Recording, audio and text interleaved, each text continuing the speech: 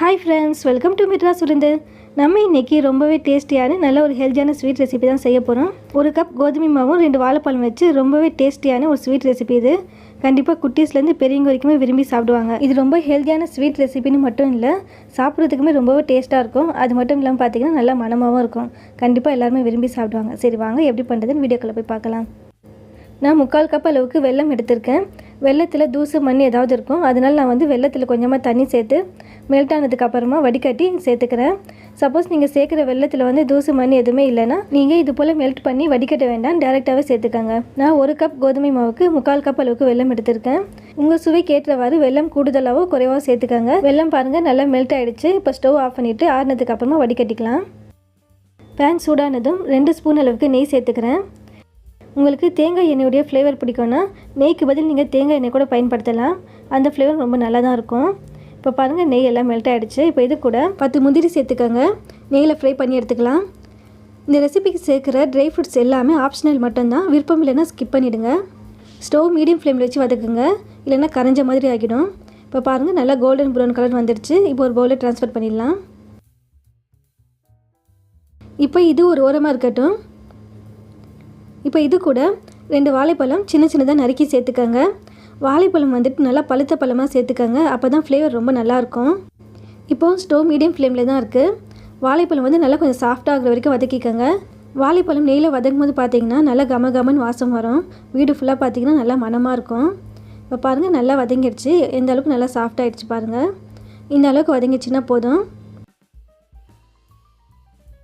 இப்போ இது கூட 1/2 கப் அளவுக்கு தேங்காய் துருவல் சேர்த்துக்கோங்க. இந்த தேங்காயோட அளவு பார்த்திங்கன்னா 3லேருந்து 4 சில் தேங்காய் அளவுக்கு இருக்கும். அது மாதிரி தேங்காய் சேர்க்கும் போது ஸ்டவ் லோ ஃப்ளேமில் வச்சுடுங்க. இந்த தேங்காய் துருவல் ஒரே வேணால் மிக்ஸ் பண்ணிவிட்டு 2 நிமிஷம் அளவுக்கு வதக்கிக்கோங்க. இப்போ பாருங்கள் 2 நிமிஷம் அளவுக்கு வதக்கிட்டேன். இப்போ இது கூட ஆல்ரெடி நம்ம ஃப்ரை பண்ணி வச்சுருக்க முந்திரியை சேர்த்துக்கலாம். முந்திரி பார்த்திங்கன்னா சின்ன சின்னதாக நறுக்கியிருக்கேன். இப்படி சின்ன சின்னதாக நறுக்கி சேர்க்கும் போது சாப்பிடும்போது அங்கங்கே கடிப்படும்போது ரொம்ப டேஸ்ட்டாக இருக்கும். இப்போ இது கூட 1/4 ஸ்பூன் அளவுக்கு ஏலக்காய் பவுடர் சேர்த்துக்கிறேன். இதே உங்கள்கிட்ட ஏலக்காய் பவுடராக இல்லைன்னா 2-3 ஏலக்காய் எடுத்து இடித்து சேர்த்துக்கோங்க. சில பேருக்கு பார்த்திங்கன்னா சாப்பிடும்போது ஏலக்காய் கடிப்பட்டுச்சுன்னா பிடிக்காது. வீட்டில் அப்படி யாராவது இருக்காங்கன்னா வெல்லம் மெல்ட்டு பண்ணும்போது அது கூடவே 2-3 ஏலக்காய் இடித்து சேர்த்துக்கோங்க. ஏலக்காயுடைய ஃப்ளேவர் எல்லாமே அந்த வெல்லம் தண்ணியில் இறங்கிடும். அதுக்கப்புறமா வடிகட்டிட்டிங்கன்னா சாப்பிடும்போது அந்த ஏலக்காய் வாயில் கடிப்படாது. இப்போ பாருங்கள் எல்லாமே நல்லா வதங்கிடுச்சு. இப்போ இது கூட 10 கிஸ்மிஸ் பழம் சேர்த்துக்கிறேன்.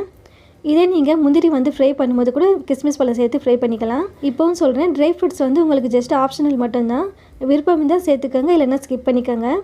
இப்போ பாருங்கள் நல்லா வதங்கிடுச்சு. நல்லா கமகமன் வாசத்தோடு இருக்குது. இப்போ ஸ்டவ் ஆஃப் பண்ணிவிட்டு இது ஒரு ஓரமாக வச்சிடலாம். 1 கப் அளவுக்கு கோதுமை மாவு எடுத்திருக்கேன். இது கூட 1 பிஞ்ச் உப்பு சேர்த்துக்கோங்க. எப்போவுமே ஸ்வீட் ரெசிபி செய்யும்போது 1 பிஞ்ச் உப்பு சேர்த்துட்டோம்னா அதோடய ஸ்வீட்னஸ் மேம்படுத்தி காட்டும். இப்போ இது கூட ஆல்ரெடி நம்ம மெல்ட் பண்ணி வடிகட்டி வச்சுருக்க வெல்லம் தண்ணி சேர்த்துக்கிறேன். இந்த மாவுடைய கன்சிஸ்டன்சி எப்படி இருக்கணும்னா இட்லி மாவு பதத்துக்கு இருக்கணும்.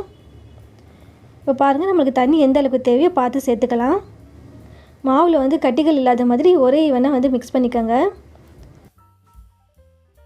இப்போ பாருங்கள் என்கிட்ட இருந்த வெல்லம் தண்ணி ஃபுல்லாக மிக்ஸ் பண்ணியாச்சு. இப்போ இந்த அளவுக்கு பதத்தில் இருக்குது. இந்த மாவு இட்லி மாவு கன்சிஸ்டன்சிக்கு வேணும், அதனால் தண்ணி சேர்த்து அட்ஜஸ்ட் பண்ணிக்கலாம். நான் இந்த ரெசிபிக்கு இனிப்பு சுவைக்கு வெல்லம் பயன்படுத்தியிருக்கேன். இதே உங்களுக்கு நாட்டு சர்க்கரை கருப்பட்டி சேர்க்கணுன்னா வெல்லத்தை ஸ்கிப் பண்ணிவிட்டு இதை போல் கூட நீங்கள் சேர்க்கலாம். இன்னும் நல்லா அது ஒரு ஹெல்த்தியான ஈவினிங் ஸ்நாக்ஸாக இருக்கும். இப்போ பாருங்கள் கொஞ்சம் கொஞ்சமாக தண்ணி சேர்த்து இட்லி மாவு பதத்துக்கு வந்திருக்கு பாருங்கள். இப்போ இது கூட நம்ம வதக்கி வச்சுருந்த தேங்காய் வாழைப்பழம் அது எல்லாமே சேர்த்துக்கலாம். நம்ம சேர்த்துருக்க இதுவும் இந்த மாவு கூட ஒரே ஈவனாக மிக்ஸ் பண்ணிக்கணும்.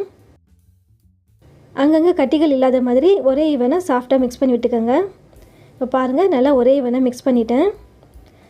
இப்போ இது ஒரு ஓரமாக இருக்கட்டும். நீங்கள் எந்த பாத்திரத்தில் மிக்ஸ் பண்ணி வச்சுருக்க மாவு சேர்த்து வேக வைக்க போகிறீங்களோ அந்த பாத்திரத்தில் நெய் அப்படி இல்லைன்னா எண்ணெய் ஃபுல்லாக அப்ளை பண்ணி விட்டுக்கோங்க.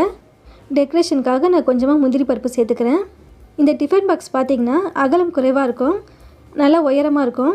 இதில் நான் சேர்த்து செஞ்சுருக்கனால பார்த்திங்கன்னா வேகிறதுக்கு கொஞ்சம் டைம் எடுக்கும். அது மட்டும் இல்லாமல் ஸ்லைஸ் அதிகமாக போட முடியாது. இதே நீங்கள் அகலமான பாத்திரத்தில் மாவு சேர்த்து வேக வச்சிங்கன்னா ஸ்லைஸ் அதிகமாக போடலாம், வேகிறதும் ரொம்ப சீக்கிரமாக வெந்துடும். ஸோ நீங்கள் செய்யும் போது அகலமான பாத்திரத்தில் சேர்த்து வேக வைங்க. ஒரு ஸ்பூன் வச்சு இதை போல் மாவு ஒரே வேணால் செஞ்சுக்கோங்க. மாவு உள்ளே ஏர் ஃபார்ம் ஆகிருக்கும், ஆனால் லைட்டாக இதை போல் டேப் பண்ணி விட்டுக்கோங்க. இப்போ இது வேக வச்சுக்கலாம். ஸ்டவ் ஹை ஃப்ளேமில் 20 மினிட்ஸ் அளவுக்கு நான் வேக வைக்க போகிறேன். இப்போ பாருங்கள் 20 மினிட்ஸ் ஆகிடுச்சு. இதுக்கு நடுவில் நான் வந்து ஓப்பன் பண்ணி செக் பண்ணி பார்த்தேன், அப்போ வேகலை. இப்போ வந்து நல்லா வெந்திருக்கும் பாருங்கள், மாவு வந்து ஒட்டாமல் வந்திருக்கு, நல்லா வெந்துடுச்சு. இப்போ இதோடைய சூடு முழுமையாக ஆறுனதுக்கு அப்புறமா நான் ஸ்லைஸ் பண்ணி காமிக்கிறேன் உங்களுக்கு. இப்போ பாருங்கள் சூடு முழுமையாக ஆறிடுச்சு. நெய் அப்ளை பண்ணியிருந்தனால இது வந்து ஒட்டாமல் ரொம்ப ஈஸியாக வந்துடும். ஓரங்களில் மட்டும் நெய் இருந்துச்சுன்னா இது போல் லைட்டாக எடுத்து விடுங்க, வந்துடும். இப்போ பாருங்கள் ஒரு பிளேட்டில் வந்து ட்ரான்ஸ்ஃபர் பண்ணுறேன். லைட்டாக இது போல் கையில் இப்படி தட்டி விடுங்க, கேக் மாதிரி வரும் பாருங்கள். பார்க்கும்போது உங்களுக்கே தெரியும் நல்லா சாஃப்டாக இருக்குது. வாசம் பார்த்தீங்கன்னா வேகும் போதே வந்துட்டு நல்லா வீடு ஃபுல்லாக கமன்னு இருக்க அளவுக்கு அந்தளவுக்கு வாசமாக இருந்துச்சு. கண்டிப்பாக வந்து வீட்டில் இது போல் ட்ரை பண்ணி பாருங்கள். ஏன்னா இது நல்ல ஒரு ஹெல்த்தியான ஈவினிங் ஸ்நாக்ஸு.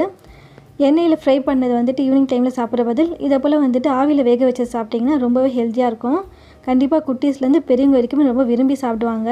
ரொம்பவே சுவையான ஆரோக்கியமான கமன்னு ஒரு ஈவினிங் ஸ்நாக்ஸ் சூப்பராக ரெடி ஆகிடுச்சு பாருங்கள். கண்டிப்பாக வீட்டில் ட்ரை பண்ணி பாருங்கள். இந்த ரெசிபியில் ஏதாவது டவுட்ஸ் இருந்தாலும் கமெண்ட்ஸில் கேளுங்க. உங்களுக்கும் இந்த ரெசிபி பிடிக்கும்னு நம்புகிறேன். அப்படி பிடிச்சிருந்துச்சுன்னா கண்டிப்பாக வீட்டில் ஒருமே ட்ரை பண்ணி பாருங்கள். ட்ரை பண்ணி பார்த்துட்டு எப்படி இருக்குன்னு கூட கமெண்ட்ஸில் ஷேர் பண்ணிக்கோங்க. ஃப்ரெண்ட்ஸ், ஃபேமிலி, ரிலேட்டிவ்ஸ் வேறு யாருக்காவது இந்த ரெசிபி தேவைப்பட்டாலும் இந்த வீடியோ ஷேர் பண்ணிவிடுங்க. மறக்காமல் நம்ம மெட்ராஸ் விருந்து சேனலுக்கும் சப்ஸ்கிரைப் பண்ணிக்கோங்க. தேங்க்யூ.